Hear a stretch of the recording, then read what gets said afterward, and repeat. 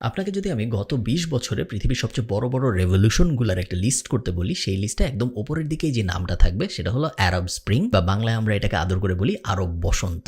The Arab Spring. Arab Spring. Arab Spring. Either this is the first Arab revolution of the 21st century. আরব বসন্ত বা spring কথাটা এটার সাথে কেন আসছে?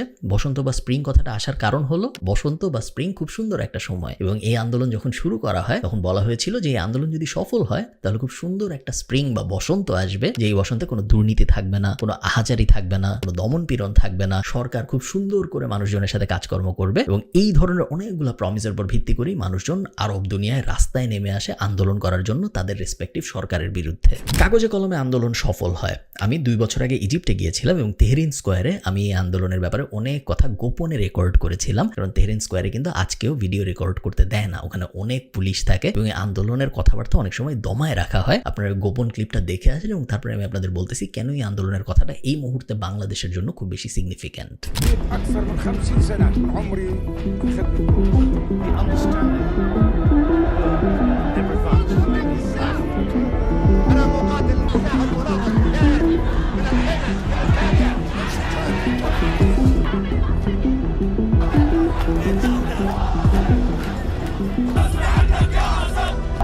Protests that began 10 years ago in Tunisia.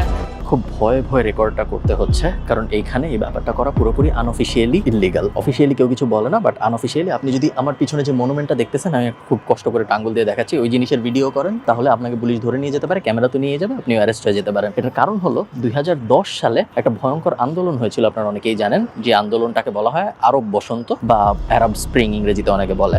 আরবে হয়েছিল এবং আগের জায়গা থেকে সরে যেতে হলো, কারণ কিছু পুলিশ এসে আমাদের বলেছিল যে ভিডিও রেকর্ড করা যাবে না ওইখানে। এই কারণে আবার একটু সরে দাঁড়ালাম এবং পুরোপুরি প্রিটেন্ড করছি যে আমাকে দেখা যাচ্ছে না, ক্যামেরা অনেক দূরে একজনের হাতে দিয়ে এসেছি যাতে বুঝতে না পারে কেউ যে আমি ভিডিও রেকর্ড করছি। অনেক পুলিশ চারদিকে, এবং ব্যাপারটা একটু অদ্ভুত যে এত পুলিশ এই ব্যাপারটাকে প্রোটেক্ট করার চেষ্টা করতেছে যে এইখানে ছবি তোলা যাবে না বা ভিডিও করা যাবে না। যেটা বলছিলাম, আরব বসন্ত যখন হয় বা আরব স্প্রিং যখন হয়, তখন 4টা দেশে একসাথে আন্দোলন শুরু হয় এবং প্রত্যেকটা দেশের আন্দোলনের কাহিনীটা মোটামুটি একই। সবাই আন্দোলন করে দুর্নীতির বিরুদ্ধে, সবাই আন্দোলন করে বাজে সরকারের বিরুদ্ধে, এবং সবাই ক্ষমতা পরিবর্তনের জন্য আন্দোলন শুরু করে। এবং আফ্রিকার যে 4টা দেশে আন্দোলনটা হয় তারা হলো তিউনিসিয়া, লিবিয়া, ইয়েমেন এবং আমি এখন যেখানে দাঁড়িয়ে আছি সেই ইজিপ্টে এই আন্দোলনটা শুরু হয় যেখানে, ওই জায়গাটাই আমি এখন এক্স্যাক্টলি দাঁড়িয়ে আছি। জায়গাটার নাম হলো তাহরিন স্কোয়ার। আমি এখন যেখানে দাঁড়িয়েছি তার ঠিক একটু পিছনে, যেখানে আপনারা ওই মনুমেন্টটা দেখছেন, লম্বা মনুমেন্টটা, ওই লম্বা মনুমেন্টটার নিচে এবং তার চারদিকে একই দিনে 900-র মতো মানুষ অফিসিয়াল হিসাব মতোই মারা যায়, এবং আরো অসংখ্য মানুষ আহত হয়, অসংখ্য মানুষ গুম হয় এবং অসংখ্য মানুষ অ্যারেস্ট হয়। আমি এখন যেখানে দাঁড়িয়ে আছি তার থেকে কয়েক কিলোমিটার দূরে আলেকজান্দ্রিয়া নামে একটা শহর আছে। শহরটা অনেক বিখ্যাত, কারণ আলেকজান্দ্রিয়া ব্যাপারটাও অনেক জনপ্রিয়। আলেকজান্দ্রিয়ায় পৃথিবীর সবচেয়ে বড় লাইব্রেরি ছিল, যেটা হারিয়ে গিয়েছে পানির নিচে। এরকম অনেক ধরনের লোকগাথা আছে এখনো। এই আলেকজান্দ্রিয়ায় একটা লোক ছিল, ওই লোকের নাম ছিল খালেদ। আমার নামের সাথে মিল, আমার নাম খালিদ, ওনার নাম খালিদ, এগুলো মুসলিমদের জন্য খুব খুব পরিচিত একটা নাম, আপনারা জানেন। তো এই খালিদ লোকটা সাইবার ক্যাফেতে বসে একটা ভিডিও আপলোড দিয়েছিল, যে ভিডিওটা ছিল ইজিপ্ট পুলিশের দুর্নীতি নিয়ে। ইজিপ্ট পুলিশ ড্রাগ কারবার নিয়ে একটা দুর্নীতি করেছিল, এবং এই ব্যাপারটা এই লোক নিজে রেকর্ডও করেনি, জাস্ট পাবলিশ করেছিল বা শেয়ার করেছিল একটা সাইবার ক্যাফে থেকে। তাকে বের করে আনা হয় এবং তারপরে তাকে মেরে ফেলা হয়। তাকে শুধুমাত্র যে মেরে ফেলা হয় তা না, তাকে পিটিয়ে মেরে ফেলা হয়, এবং এই পিটিয়ে মেরে ফেলার ভিডিও 2-3 দিনের মধ্যেই ভাইরাল হয়ে যায় সব জায়গায়। এই জিনিস যখন ভাইরাল হয়ে যায় তখন মানুষ ফুঁসে ওঠে এবং সবাই বলে যে না, আমাদের করতে হবে, এবং তখন এই প্রোটেস্টটা শুরু হয়। এই প্রোটেস্টটা পুরোটাই করা হয়েছিল টেকনোলজি ব্যবহার করে। ফেসবুকে গ্রুপ খোলা হয়, যে গ্রুপের নাম দেওয়া হয় আমার নাম খালেদ। টুইটারে আই এম খালেদ এই হ্যাশট্যাগটা শুরু হয়, এবং আস্তে আস্তে এই তেহরিন স্কোয়ারে মানুষ জমা হওয়া শুরু হয়। ওই সময় বিভিন্ন নিউজ আমি শিওর আপনারা দেখেছেন, আমি তখন ইউনিভার্সিটিতে পড়ি। 1981 সাল থেকে হোসনে মোবারক ইজিপ্ট শাসন করছিল। আপনি চিন্তা করেন, 1981 সাল থেকে 2010 সাল পর্যন্ত হোসনে মোবারক নর্মালি ইজিপ্ট শাসন করে গেছে। এবং ইজিপ্টের ক্ষেত্রে একটা কথা বলা হয় যে গত 4000 বছরে, 2015 সাল পর্যন্ত, গত 4000 বছরে এমন এমন কোনো শাসক ছিল না, ইনক্লুডিং বর্তমান যুগের প্রাইম মিনিস্টার, প্রেসিডেন্ট, এমন মানুষজন এমন কেউ ছিল না যে স্বেচ্ছায় ক্ষমতা ছেড়ে দিয়েছে। তাদের হয় মেরে ফেলা হয়েছে বা তারা নিজেরা মরে গেছে এবং তারপরে রিপ্লেস হয়েছে, কেউ ক্ষমতা ছেড়ে দেয়নি। হোসনি মোবারক এরকম ছিল, সে ক্ষমতা ছাড়তে চায় নাই, অনেক অনেক আন্দোলন হয়েছে, অনেক দুর্নীতি হয়েছে, পুরো দেশ শেষ করে ফেলছে, বাট সে ক্ষমতা ছাড়তে রাজি হয় নাই কখনো। আন্দোলনটা যখন শুরু হয় তখন মাত্র কয়েকদিনের মধ্যে ও ক্ষমতাচ্যুত হয় এবং ও পালায় যেতে বাধ্য হয়। কোনো প্রেসিডেন্ট যখন পদত্যাগ করে তখন যা হয় তাই হয়েছে, মার্শাল ল শুরু হয়, আর্মি পুরো দেশ দখল করে ফেলে এবং আর্মির হাতে 1 বছরের মতো দেশটা থাকে। তারপরে ইলেকশন হয় এবং তারপরে নতুন সরকার আসে, নতুন সরকারও মোটামুটি খারাপ। তো কথা যেটা আসে সবার মনে সেটা হলো, আসলেই কি এই আরব স্প্রিং ব্যাপারটা সফল হয়েছে? আমার এখান থেকে যেতে হবে, আবার পুলিশ আসছে, বাকি আলাপ আমি আপনাদের সাথে অন্য কোনো লোকেশনে যেয়ে করছি। এই ভিডিওর স্পন্সর TapTapSend এবং বাংলাদেশের বর্তমান রেমিটেন্স ক্রাইসিসের মধ্যে এরকম একটা অ্যাপের ভূমিকা নিয়ে আমি আপনাদের সাথে একটু পরে কথা বলতেছি, বাট একটু আন্দোলনের রেজাল্টটা আপনাদের বলি। আরব স্প্রিং আসলে কি হয়েছিল? আরব স্প্রিং কিন্তু কাগজ কলমে সফল হয়, যে কয় জায়গায় আন্দোলন হয় সব জায়গায় আন্দোলনকারীরা যা চাইছিল তাই হয়, বাট রেজাল্টটার লং টার্ম এফেক্টটা কি আপনারা একটু দেখেন। তিউনিশিয়ায় স্বৈরাচার শাসন ছিল, আরব বসন্ত হয় এবং স্বৈরাচারের পতন ঘটে। স্বৈরাচারের পতন ঘটার পরে মানুষ ভোটাধিকার ফিরে পায় এবং মানুষ ভোট দেয়। ভোট দিয়ে তারা যাদের নির্বাচিত করে তারা তার পরের 7-8 বছরে এমন দুর্নীতি করে যে তিউনিশিয়ার মানুষ এখন বলে যে আরব স্প্রিং না হইলেই মনে হয় তাদের জন্য ভালো ছিল। ইজিপ্টের স্বৈরাচার ছিল হোসনি মুবারক। হোসনি মুবারককে সরায় নিয়ে আসা হয় আব্দুল ফাত্তাকে। হোসনি মুবারক যখন ছিল ইজিপ্টের স্বৈরাচার তখন $1 6 ইজিপশিয়ান পাউন্ড পাওয়া যেত এবং গত 2 বছরের হিসাব যদি আপনি দেখেন $1 হয়ে গেছে 42 ইজিপশিয়ান পাউন্ড। ইজিপ্ট হয়ে গেছে পৃথিবীর সবচেয়ে বেশি ঋণ নেয়া দেশগুলোর একটা। ইজিপ্টের ইনফ্লেশন হয়ে গেছে পৃথিবীর সবচেয়ে বাজে ইনফ্লেশনগুলোর একটা এবং ইজিপ্টের ইকোনমির অবস্থা, ইজিপ্টের জুডিশিয়ারির অবস্থা, ইজিপ্টে একদম গলিতে দুর্নীতি হয়, ইজিপ্টে একদম গলিতে ঘুষ নেওয়া হয়, যেটা আপনি অন্য অনেক দেশে ইভেন বাংলাদেশেও আসলে কল্পনাও করতে পারবেন না, এত খারাপ অবস্থা ইজিপ্টের। তিউনিশিয়া আর ইজিপ্টের কথা আমি বাদই দিলাম, বাকি 3টা দেশের অবস্থা কিন্তু আরো খারাপ হয়েছে। সিরিয়া, লেবানন এবং ইয়েমেন, এই 3টা দেশে আরব স্প্রিং হয়েছিল এবং এই 3টা দেশ আরব স্প্রিং এর পরে ভয়ঙ্কর রকম বাজে যুদ্ধে জড়ায় পড়ে। আপনারা জানেন সিরিয়ায় কি হয়েছে, আপনারা জানেন লেবাননে কি হয়েছে। এগুলো নিয়ে ভিডিও করতে গেলে আলাদা অনেকগুলা ভিডিও লাগবে, কারণ এটার ভিতরে অনেক জিওপলিটিক্যাল ব্যাপার স্যাপারও জড়িত। শুধুমাত্র এই দেশগুলোর ফল্ট না, বাট প্রত্যেকটা দেশের অবস্থা, যেটা আমি পয়েন্ট মেক করতে যাচ্ছি, প্রত্যেকটা দেশের অবস্থা আসলে আরব স্প্রিং এর পরে আনফরচুনেটলি আরো খারাপ হয়ে গেছে। যেরকম বসন্তের স্বপ্ন দেখা হয়েছিল সেরকম বসন্ত অ্যাচিভ করা যায় নাই। বিভিন্ন স্কলাররা ওই আরব স্প্রিং এর পর থেকে আজকে পর্যন্ত, টাইমস বলেন, হার্ভার্ড বলেন, সবাই অনেক রিসার্চ করেছে যে এত বড় একটা আন্দোলন, পুরা আরব নিয়ে যে আন্দোলনটা হইলে, এতগুলা দেশের ইনভলভমেন্ট যে আন্দোলনে, এরকম আন্দোলনগুলো এত পাওয়ারফুল সরকারকে ফেলে দেওয়ার পরেও কেন সফল হইতে পারলো না? কেন লং টার্মে অনেক মানুষ ভাবতেছে যে আরব স্প্রিং না হইলেই ভালো হইতো, বা আরব স্প্রিং এ আমরা হ্যাপি না আরব স্প্রিং এর রেজাল্ট দিয়ে। এবং এই অনেক অ্যানালাইসিসের পরে 4টা ব্যাপার পাওয়া গেছে, যে 4টা ব্যাপার যদি এনশিওর করা যায় তাহলে এইটা এনশিওর করা যাবে যে বাংলাদেশের অবস্থাও যেন এই আরব স্প্রিং এর দেশগুলোর মতো না হয়। জাস্ট এই 4টা ব্যাপার যদি আমরা ঠিক করতে পারি তাহলে আমি বিশ্বাস করি বাংলাদেশ অনেক সুন্দর একটা ভবিষ্যৎ পাবে এবং এই আরব স্প্রিং এ যা হয়েছে এরকম কোনো কিছুই বাংলাদেশের সাথে হবে না। আচ্ছা, যেটা আমি বলছিলাম, এই ভিডিও স্পন্সর করেছে TapTapSend। TapTapSend হলো নন রেসিডেন্সিয়াল বাংলাদেশিদের দেশে টাকা পাঠানোর একটা অ্যাপ এবং ইকোনমির অবস্থা খুবই খারাপ। আপনারা জানেন বিদেশ থেকে ফরেন রেমিটেন্স পাঠানো এখন আসলে খুবই জরুরি। আমরা কোভিডের মাঝামাঝি সময় শুনেছিলাম আমাদের রিজার্ভ ছিল 41 বিলিয়ন বা $48 বিলিয়ন। ওটা ছিল আমাদের একদম হাইয়েস্ট। বাংলাদেশের ইতিহাসে এত বেশি ফরেন কারেন্সি আমাদের রেমিটেন্সে জমা ছিল না কখনোই। বাট রিসেন্ট সবচেয়ে লাস্ট আমরা যে ফিগারটা পেয়েছি সেটা ছিল $14 বা $15 বিলিয়ন, যেটা দিয়ে 3 থেকে 6 মাস বাংলাদেশের পক্ষে চলা সম্ভব, এর বেশি না। তাও মাসখানেক হয়ে গেছে এই ফিগারটা পাওয়ার। তারপরে কি হয়েছে আমরা আসলে জানি না, কারণ তারপরে আর কোনো ফিগার বাংলাদেশ ব্যাংক পাবলিশ করে নাই এখন পর্যন্ত, যখন আমি এই ভিডিওটা রেকর্ড করতেছি তখন পর্যন্ত। সো আপনি যদি এমন হয়ে থাকেন যিনি বিদেশ থেকে দেশে টাকা পাঠান, তাহলে আপনার অবশ্যই উচিত প্রপার চ্যানেল মেইনটেইন করে রেমিটেন্স পাঠানো, কারণ এই মুহূর্তে বাংলাদেশের আপনার রেমিটেন্সের অনেক দরকার। TapTapSend ব্যবহার করার 5টা বেনিফিট আছে। ওদের অ্যান্ড্রয়েড এবং iOS 2টা অ্যাপই আছে, আপনি যে কোনো অ্যাপ ইউজ করতে পারেন। ফার্স্ট বেনিফিট হইল জিরো ফিজ অন ট্রান্সফার, টাকা পাঠাইতে বা যিনি টাকা রিসিভ করবেন তার টাকা রিসিভ করতে কোনো এক্সট্রা খরচ হয় না। সেকেন্ড বেনিফিট, খুব ভালো এক্সচেঞ্জ রেট। আপনি যখন টাকা পাঠাবেন আপনি দেখবেন খুব ভালো একটা এক্সচেঞ্জ রেটে ডলার টু বিডিটি বা ইউরো টু বিডিটি কনভার্সন হচ্ছে। 3 নম্বর বেনিফিট, ফ্লেক্সিবল পেমেন্ট মেথড। আপনি যাকে টাকা পাঠাচ্ছেন তার বিকাশ অ্যাকাউন্টে, তার নগদ অ্যাকাউন্টে, গোপন পিন ব্যবহার করে, তার ব্র্যাক ব্যাংকে, অন্য যে কোনো ব্যাংকে অনেকভাবেই টাকা আপনি তাকে পাঠিয়ে দিতে পারতেছেন, কোনো একটা প্ল্যাটফর্ম ডিপেন্ডেন্সি থাকে না। 4 নম্বর বেনিফিট, কুইক ট্রান্সফার স্পিড। খুব তাড়াতাড়ি টাকা চলে যায়, আপনি যাকে টাকা পাঠাচ্ছেন তার নির্দিষ্ট কাল পর্যন্ত অপেক্ষা করতে হয় না। UK, USA, UAE, Europe, Canada, এই 5 জায়গায় এই মুহূর্তে TapTapSend অ্যাভেলেবল। আপনি যখন টাকা পাঠাচ্ছেন, আপনি যদি KF কুপনটা ইউজ করেন তাহলে আপনি 10 ক্রেডিট এক্সট্রা পাবেন। তো আপনি যদি $100 পাঠান তাহলে যিনি টাকা পাচ্ছেন তিনি অ্যাকচুয়ালি $110 সমপরিমাণ টাকা পাবেন। Same for euro, same for pound. But আপনি যদি দিরহাম পাঠান তাহলে 100 দিরহাম পাঠাইলে সে 125 দিরহাম পাবে, দিরহামের ক্ষেত্রে একটু বেশি পায়। সো আপনি যদি এই কুপনটা ইউজ করেন তাহলে ফরেন রেমিটেন্স আসলে একটু বেশি যাবে। সব বিস্তারিত ডেসক্রিপশনে বা কমেন্টে দেওয়া থাকবে। চলুন ভিডিওতে ফেরত যাওয়া যাক। প্রথম কাজ যেটা আমাদের অ্যাবসোলুটলি এনশিওর করতেই হবে, এবং এই কাজ না করলে কখনোই আমরা খুব সুন্দর একটা বাংলাদেশ পাবো না, যে বাংলাদেশের স্বপ্ন আমরা সবাই দেখি। সেটা হলো ফার্স্ট অ্যামেন্ডমেন্ট টাইপ একটা রীতি এস্টাবলিশ করা। দেখেন, আমেরিকা খুব বাজে একটা দেশ হইতে পারে, আমেরিকার অনেক সমস্যা থাকতে পারে, আমেরিকার অবস্থা আমাদের থেকেও খারাপ হইতে পারে, আমেরিকার ল অ্যান্ড অর্ডার অবস্থা আরও খারাপ হইতে পারে, সব আমেরিকা খুবই খারাপ দেশ হইতে পারে, আমেরিকাকে অনেকে পছন্দ করে না, আমি জানি, আমেরিকাকে আমি নিজেও খুব বেশি ভালোবাসি, এরকম না, সব ঠিক আছে। হাউএভার আমেরিকার খুব সুন্দর একটা ব্যাপার আছে, যেই ব্যাপারটার জন্য আমেরিকা পুরা বিশ্বে অনেক বেশি সমাদৃত, সেটা হলো আমেরিকার ফার্স্ট অ্যামেন্ডমেন্ট রাইটস। 1971 সালে যখন আমাদের মুক্তিযুদ্ধ হয়, তখন আমেরিকা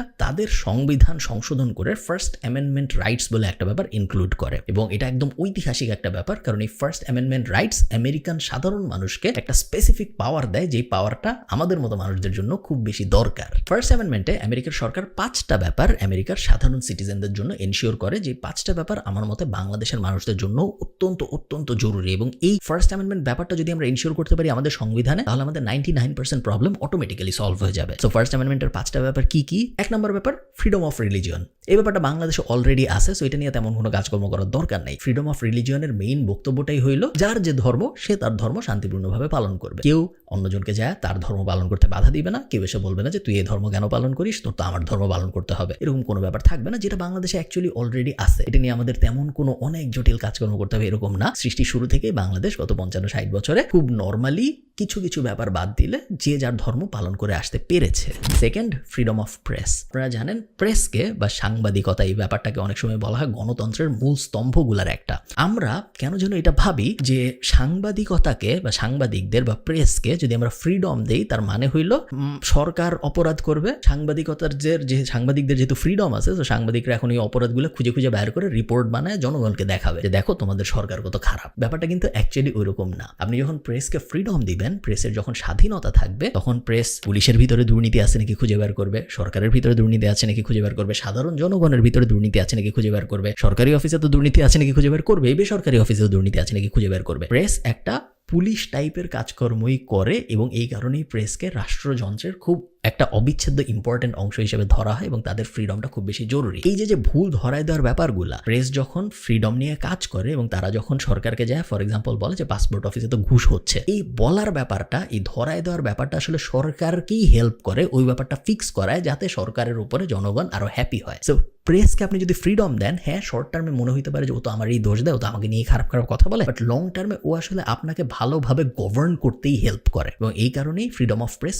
খুব খুব খুব বেশি জরুরি। Third, right two assemble. আমেরিকার এই ফার্স্ট অ্যামেন্ডমেন্ট রাইটে বলা হয়েছে যে আপনার যদি কোনো দাবি থাকে, আপনি সেই দাবি পেশ করার জন্য অ্যাসেম্বল করতে পারেন, আপনার প্রোটেস্ট করার রাইট আছে, এবং এই দাবি যেই দাবি হোক ম্যাটার করে না। আপনারা জানেন, আপনারা অনেক সময় দেখছেন যে আমেরিকা ফ্ল্যাট আর্থ নিয়ে কনভেনশন হয়, যে দুনিয়া আসলে গোল না, দুনিয়া ফ্ল্যাট, এবং এই বিষয়ে যারা একমত তারা বিশাল হয়ে কনভেনশন করে। তারা অনেক সময় সরকারকে দাবি জানায় যে দুনিয়া গোল না, দুনিয়া ফ্ল্যাট, এটা মেনে নিতে হবে আপনাদের। তাদের উপর কিন্তু ধরপাকড় হয় না। এটা খুব আজব একটা ধারণা এটা, বা রিলিজিয়নের ক্ষেত্রে সায়েন্টোলজি একটা রিলিজিয়ন হিসেবে আমেরিকা চালায়, এগুলো সবই খুব আজব আজব এক্সাম্পল হইতে পারে। বাট ওই যে ফার্স্ট অ্যামেন্ডমেন্ট, আমেরিকার সরকার বলে না যে দূর তুই যা এখান থেকে। আমেরিকা বলে যে না, তোমার রাইট আছে অ্যাসেম্বল করার, তোমার রাইট আছে তোমার দাবি দেওয়া পেশ করার, দাবি দেওয়া যত আজগুবি হোক ম্যাটার করে না, তাও আমরা তোমার উপরে গুলি করবো না, তাও আমরা তোমার পুলিশ দিয়ে মারবো না, তাও আমরা তোমার উপরে মামলা দিব না, কারণ সবার রাইট আছে যার যার দাবি পেশ করার এবং অ্যাসেম্বল করার। অ্যামেন্ডমেন্টের 4 নম্বর ধারা যেটা, সেটা হলো right two petition. Right two petition মানে হলো অফিসিয়ালি বা ফর্মালি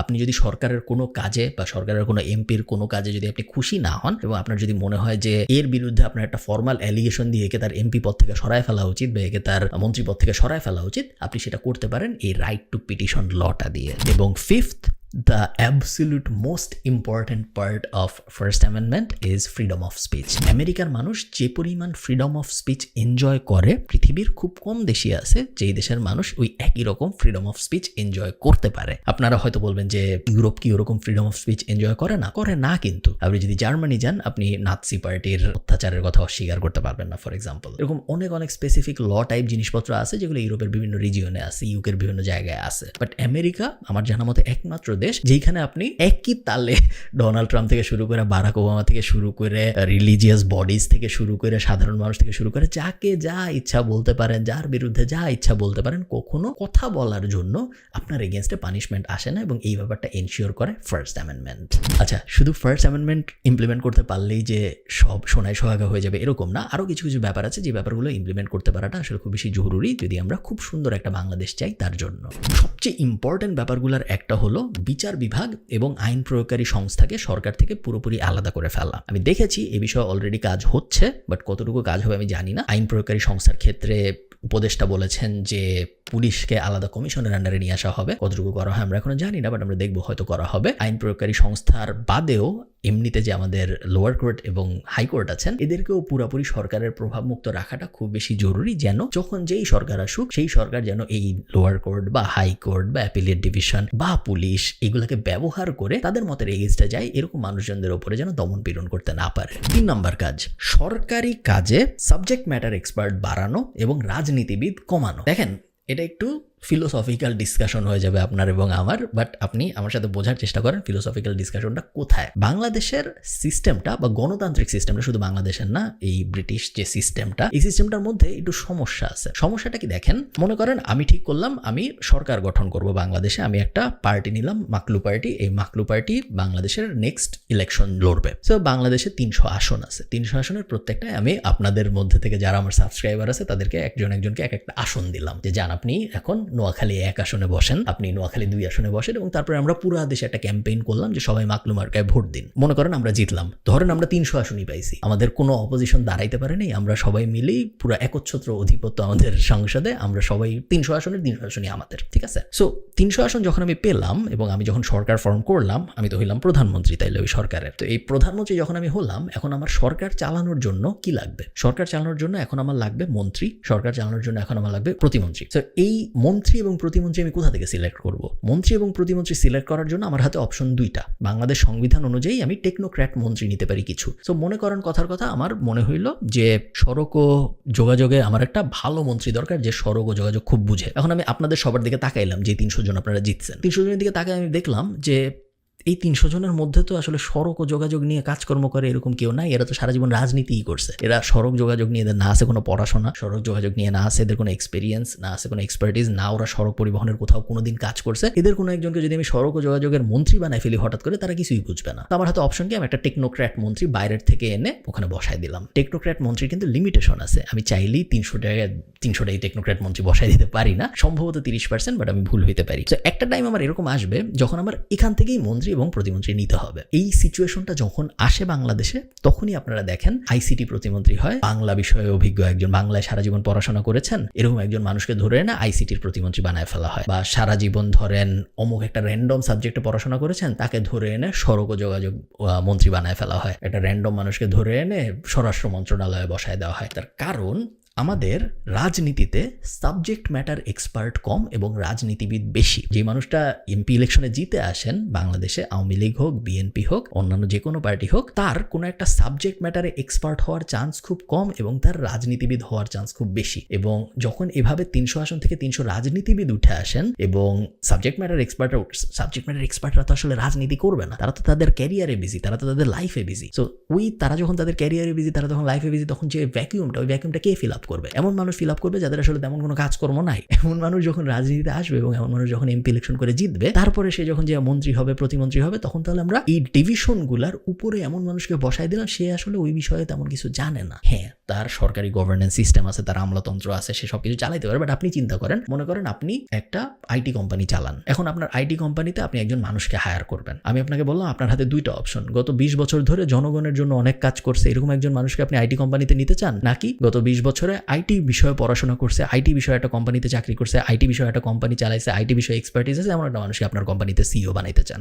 জনগণের জন্য কাজ করা অনেক ভালো, বাট জনগণের জন্য অনেক কাজ করছে বলেই সে এসে একটা আইটি কোম্পানির সিইও হয়ে আইটি কোম্পানিকে ভালো করতে পারবে, নট নেসেসারি, কারণ দুইটা পুরোই দুই জিনিস। এই সমস্যাটা, এই ফান্ডামেন্টাল সমস্যাটার কারণেই অনেক সময় দেখা যায় আমাদের রাজনীতিবিদরা বা এই রাজনৈতিক সিস্টেমটা চাইলেও অনেক ভালো কিছু করতে পারে, আমাদের ভালো কিছু করার এক্সপার্টিসটাই আসলে নাই, কারণ আমাদের সিস্টেমটাই এমন যে সিস্টেম থেকে এক্সপার্ট মানুষ উঠে আসবে না কখনো। ফোর্থ, যেটা লাস্ট, ভিডিও অনেক বড় হয়ে গেছে আমি শেষ করবো, সেটা হলো কমন সেন্স অ্যাপ্লাই করা। আমরা যদি আবার ভোট দিতে যাই কখনো, আমরা যদি ভোট দেওয়ার সুযোগ পাই, আমরা যখন ভোটটা দিব, আমরা যখন মার্কাগুলার দিকে তাকাবো, আমরা যখন মানুষগুলার নামের দিকে তাকাবো, তখন আমরা একটা কমন সেন্স অ্যাপ্লাই করার চেষ্টা করব। কমন সেন্সটা এইরকম যে একটা কাউন্সিলর বা একটা এমপি, ধরেন একজন এমপির বেতন হয় 85,000 টাকা বা 90,000 টাকা বা 1,05,000 টাকা, এরকম একটা এমপির বেতন হয়, খুব বেশি আহামরি বেতন হয় এরকম না।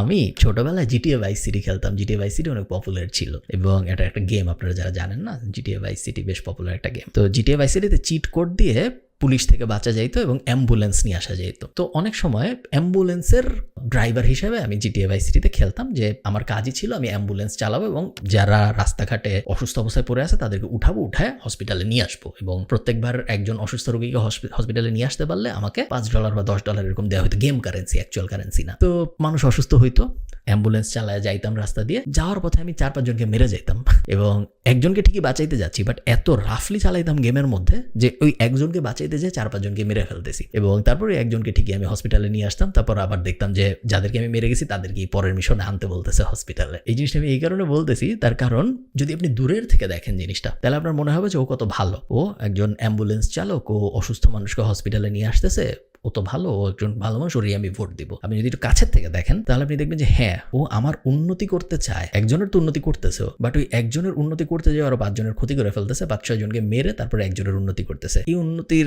যে করতে চাচ্ছে তাকে কি আসলে আমার ভোট দেওয়া উচিত? তো আমাদের রাজনীতিটা অনেক ক্ষেত্রে এরকম হয়ে গেছে, এবং এই কারণে যখন আপনাকে কেউ এসে বলবে, হঠাৎ করে আপনার দরজায় নক করে কেউ বলবে যে আমাকে ভোট দিয়েন, তার কারণ আমি চাই আপনার উন্নতি করতে, তখন আপনি একটু কমন সেন্স অ্যাপ্লাই করে চিন্তা করবেন যে এই 1,05,000 টাকা বেতনের চাকরি করবেন আপনি, এই চাকরি করার জন্য আপনি এত স্যাক্রিফাইস করতেছেন, গত 20 বছরে আপনি কিছু করেন নাই, রাজনীতি করছেন জাস্ট আমার উন্নতি করার জন্য, আমার জন্য আপনার এত মন কাঁদে, এই আসনটার জন্য, এই ঢাকা 10 আসনের জন্য আপনার এত মন কাঁদে যে আপনি আপনার সব কিছু ছেড়ে ছুড়ে শুধুমাত্র আমার উন্নয়ন করার জন্য এত স্যাক্রিফাইস করতেছেন, এত স্যাক্রিফাইস করে ইলেকশন করতেছেন। এটা কি আসলেও সত্যি?